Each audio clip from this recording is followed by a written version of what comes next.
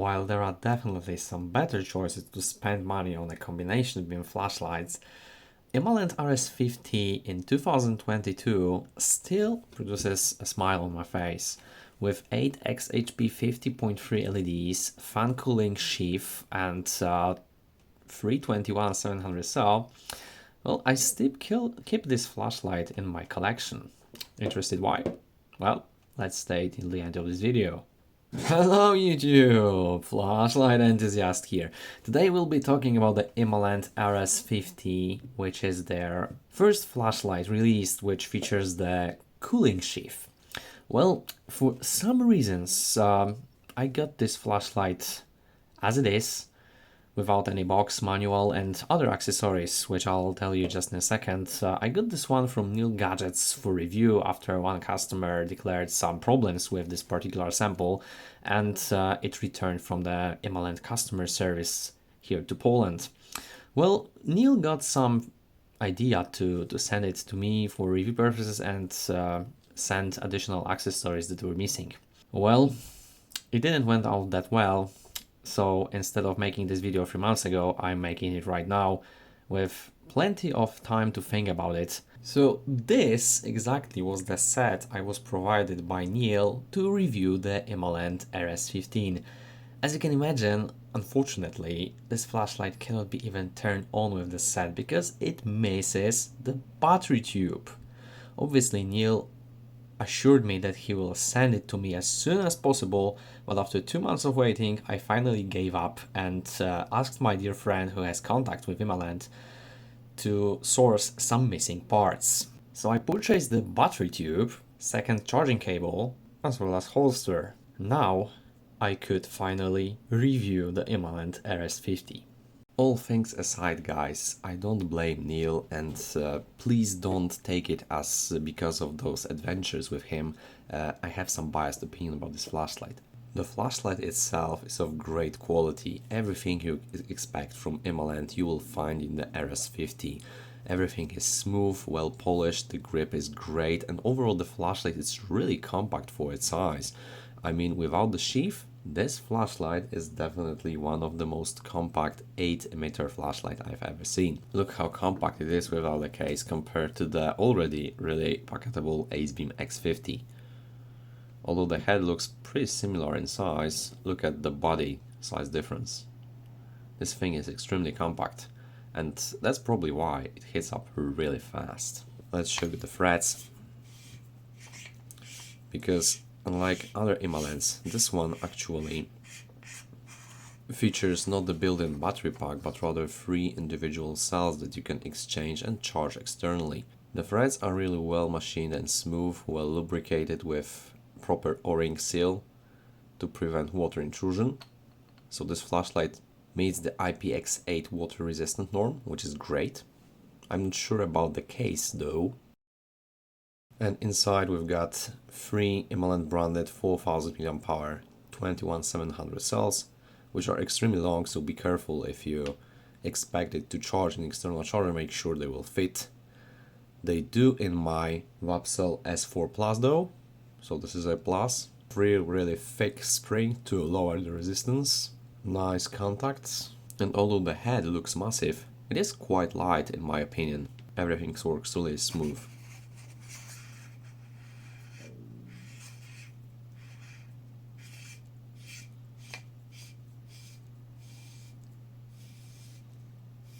The case itself is made out of some kind of durable plastic, feels really solid in your hand. I was expecting it to be much cheaper looking and more prone to damage, but it feels really solid, I have to admit that. We've got external battery that powers 2 built-in fans, and it is charged and operated separately from the flashlight. Flashlight fits in really well, and I'm really impressed how Imalent did this case. I'm really glad they did. It plays an important role here. Really interesting concept in my opinion. The flashlight goes inside this plastic case and is well secured by one single screw that can be tightened by just your fingers. The fit is good, and I have to admit that, well, this flashlight might be bulky, but the case really plays its function real well. I really do appreciate having the separate control for your cooling fans. However, make sure that you tail stand the Imalent RS50 with care, as because of the placement of the button, it could be easily accidentally activated while placing your flashlights on a flat surface.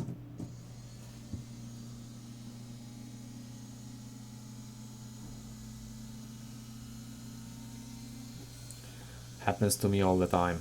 Well, I have to admit that without this cooling case, the Imalent RS50 is really extremely compact flashlight. And maybe that's why it gets extremely hot pretty fast. So that gets me to the point that this cooling case is really a necessity in this case. But I think that once you attach the flashlight there, you really get a truly outstanding and unique experience, because even though the flashlight is really hot, while having this case on, you definitely cannot feel any heat. Maybe just at this portion when the metal part of the flashlight protrudes, and this is the switch, haha. But apart from that, your hand is really insulated from all this heat. And bear in mind, this flashlight can get as hot as 70 or even close to 80 degrees Celsius. So yeah, it is a truly unique experience. I really like the idea of having, the second layer of protection. Instead of having glass, you have this nice grippy surface that, although I'm really afraid what happens when I drop the flashlight from enough height, if it does not break. But on the other hand, I really appreciate the experience. I really like it. While I really appreciate charging the case with the proprietary magnetic charger, which is quite quick and convenient despite the magnets really not snapping in the right way, then I don't believe that charging a full 321-700 cell with this particular charger is the greatest idea. Luckily, you can quickly throw 3 batteries inside your normal charger as long as the slots are long enough, and charge those babies with appropriate amperage. On the plus side, those fans are really silent. Once you turn them on, you barely hear them operating.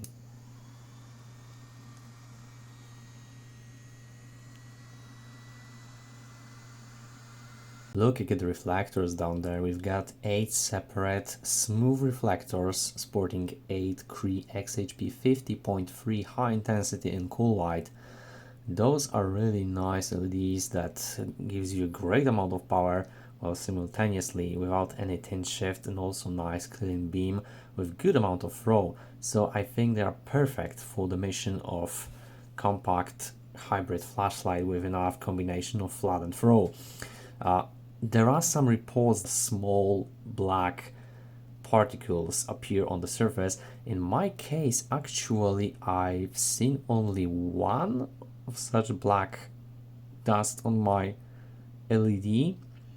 So I have to admit that my sample looks quite good in this respect, and I couldn't see any dust in the reflector, but I can tell that this particular head goes straight from the Imalent service, so I wouldn't suspect any problems there. There is this purplish anti-reflective coating on the glass, and it really feels good. There's the standard metal button from Imalent, known from their MS series, and it is quite clicky. I really like the tactile feedback. I really like this switch. The user interface in RS50 is kind of good and well thought.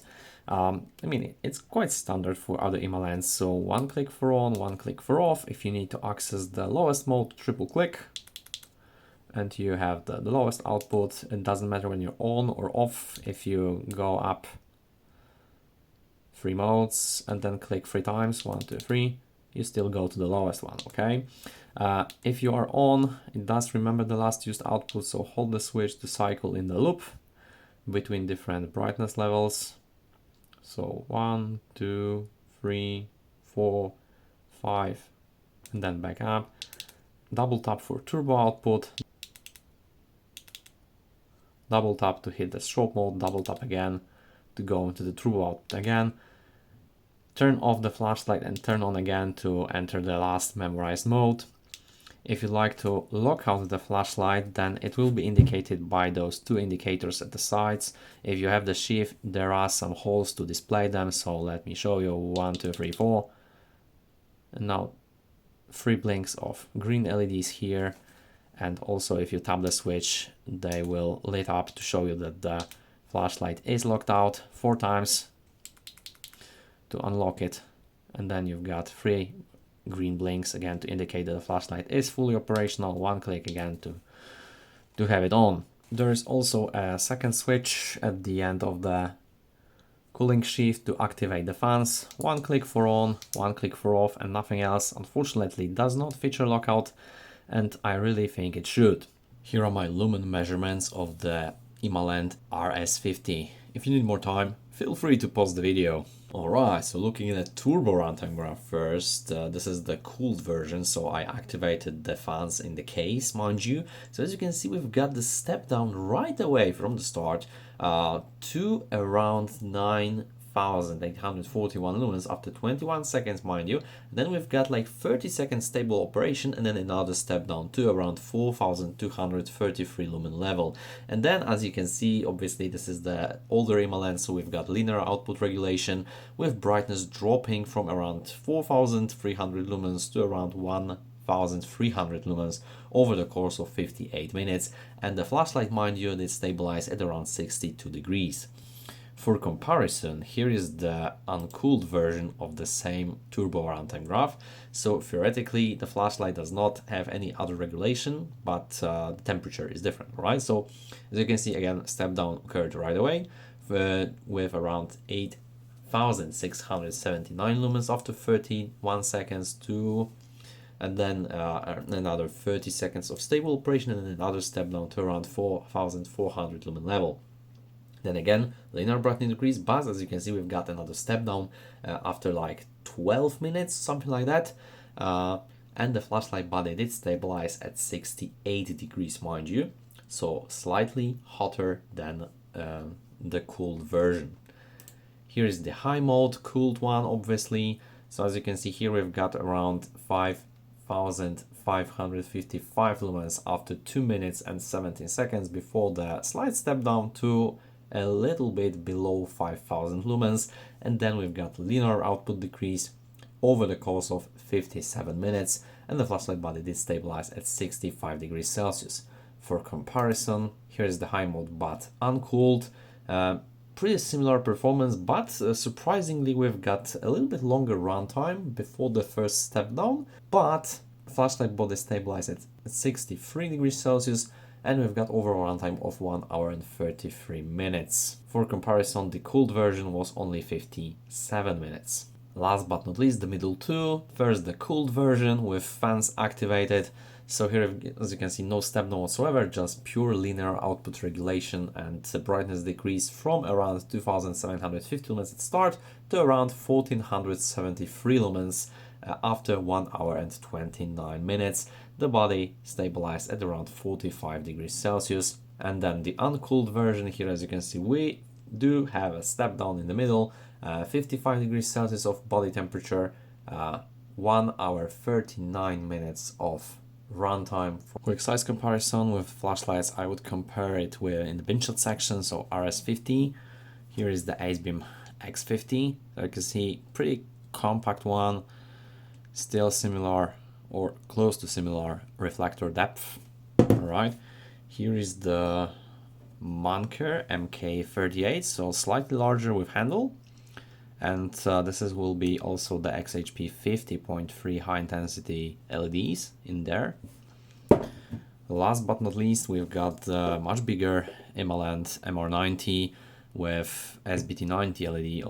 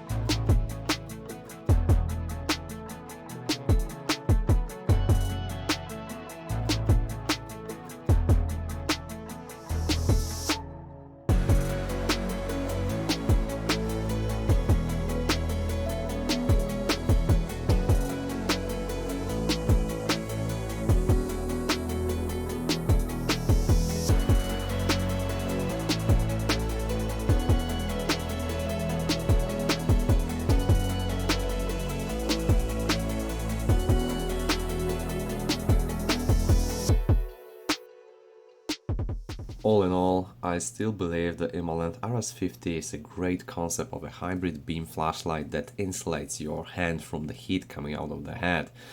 Basically, I'm really enjoying reviewing this one for you guys, and I still keep this one in my collection after 3 months of using, although I could sell it without any problem because guys are looking for such flashlights. Why? Because I really like the concept. I mean, it is compact, it is bright, it has some really good throw to it. And honestly, in today's day and age, the heat coming out of the flashlight is really a concern. And I think Imalent's approach to create a barrier, a shield between your hands and heated flashlights is kind of a genius, really. Instead of building fans into the flashlight's body, why not making it a shield insulating without it and with built-in fans? I think the concept is quite interesting, and although the execution of the flashlight itself might not be the perfect way to do it, the head should be definitely more massive and to provide you the maybe longer runtime in turbo output rather than a couple of seconds, but the concept could be evolving into something more. So definitely giving a thumbs up for this one, and could highly recommend this one to you guys if you're looking for a flashlight that will not burn your hands, but at the same time provide you a good amount of throw, nice clean beam. And if you're a fan of XHP50.3 LEDs, then definitely consider this one as a great option. So guys, if you enjoyed the video, please hit the like button, the subscribe button. It will immensely help the channel to grow. If you have any questions, please leave them in the comment section down below. I try to answer them all. As always guys, thank you so much for your support. Thanks for watching, and we will see you in the next one.